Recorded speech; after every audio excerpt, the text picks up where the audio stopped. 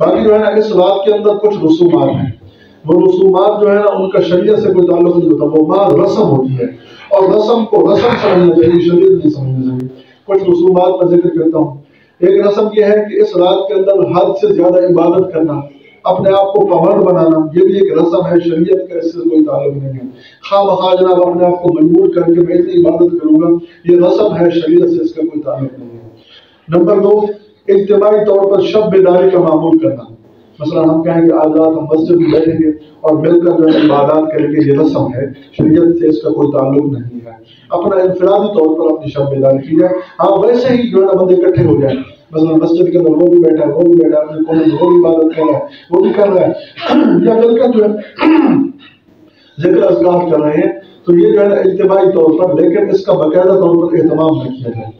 اور نمبر 3، نوافل مخصوص کر لینا، کہ اس رات میں جو ہے اتنے نوافل پڑھوں گا، یہ بھی ایک رسم ہے، شریعت سے اس کا کوئی تعلق نہیں ہے۔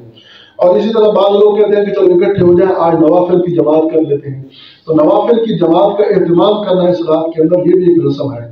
اسی طرح بعض لوگ لاؤڈ اسپیکر پر نعت خوانی کرتے ہیں اور پھر جو ہے اس کو ذریعہ ثواب سمجھتے ہیں، جیسے آج رات آپ آس پاس کافی سنیں گے، تو یہ بھی جو ہے ایک رسم ہے، شریعت سے اس کا کوئی تعلق نہیں۔ اور بعض لوگ جو ہے نا اس رات کے اندر یعنی اس کو عید کا نام دے کر خوشی کرتے ہیں، ادھر ادھر گھومتے پھرتے ہیں اور اس کو جو ہے ذریعہ عبادت سمجھتے ہیں، شہروں کے اندر ایسا ہوتا ہے، تو یہ بھی درست نہیں ہے، یہ بھی ایک رسم ہے۔ اسی طرح بعض لوگ سمجھتے ہیں کہ آج رات ہم حلوہ شریف پکائیں گے، میٹھا پکائیں گے، تو یہ بھی ایک رسم ہے، ٹھیک ہے، اس کو شریعت نہیں سمجھنی چاہیے۔ بے شک پکاؤ، آپ بھی کھاؤ، مسجد بھی پہنچاؤ، ہمیں اس سے کوئی غرض نہیں، لیکن شریعت نہیں سمجھنا چاہیے، شریعت جو ہے نا نہیں سمجھنا چاہیے کہ یہ شریعت کا حکم ہے، یہ آج رات ہم لازمی کریں گے، ایسا نہیں ہے۔